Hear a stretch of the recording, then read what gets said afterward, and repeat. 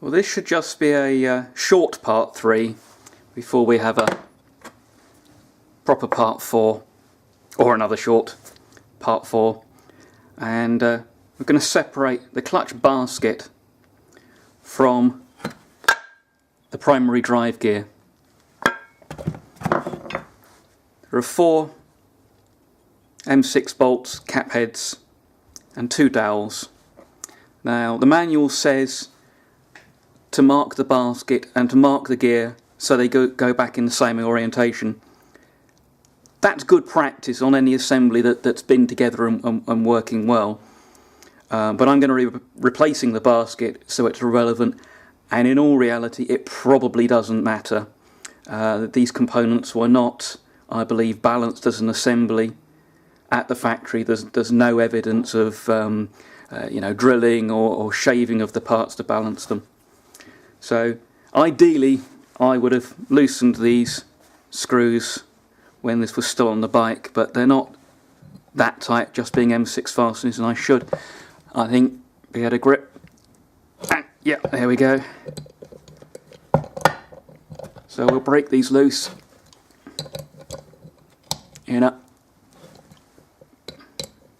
diagonal pattern. Right, they're all loose, and we'll back those all out.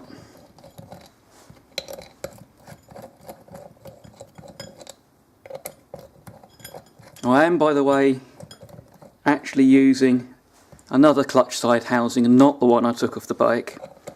I shot some footage of that one and had a problem with the data. We had a power cut and I basically lost it, so I'm doing it all again. So I'm going to take those bolts out, put them aside, and I have some very long bolts which I can screw in, because we're going to use these to tap the gear down and off the clutch basket. So I just want to make sure the threads are fully engaged in the gear. Bring them up reasonably through so there's no chance of damaging the threads in the gear. And we need clearance underneath, so I'm going to set up a couple of blocks and put a piece of cloth in place so we don't damage the gasket face.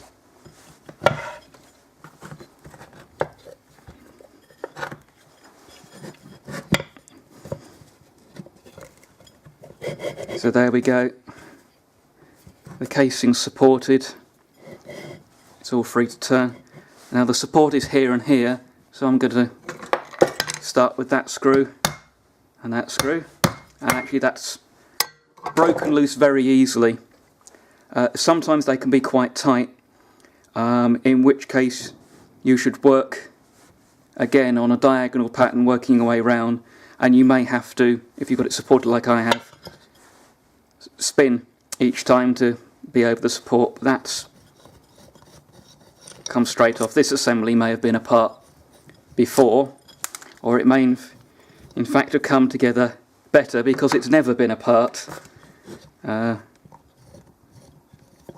the last one I took apart, I found a sliver of metal where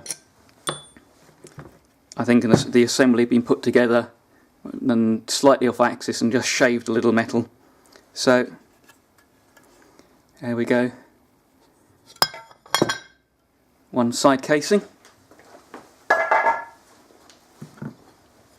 There's the clutch basket, which has a pair of dowels which engage in the gear, and we're going to be changing the clutch basket and possibly even actually using this clutch basket, because there doesn't appear to be a lot of wear in it. It's quite a nice one, very dirty. This needed to come apart anyway and have seals changed. And I'll just quickly go through the seals. You've got one up here for the camshaft, which is actually just about possible to change in situ should you have a leak here. You can drive self-tapping screws into it and use a slide hammer to pull it. You can, in theory, do the same with the big seal that runs on a steel ring fitted to the alloy clutch basket. But you can't always guarantee these dowels are going to stay in the basket. They might stay in the gear. Then the problem is fitting a basket back on might push the dowels through and cause problems. I didn't feel like building a dowel puller to guarantee the dowels were going to stay where they were, to get the dowels out and put them back in the basket for reinstallation. So that's the big seal. There is another small seal in the basket, and that's pretty much it. The seals on the clutch side of the engine, apart from this one here that's in the clutch retaining nut, and that's a special seal that just prizes out. You don't have to buy the complete one, you can just buy a rubber. And this one, he says, having just taken it out, has got a chunk missing from it. I think someone's been clumsy putting it in and damaged it.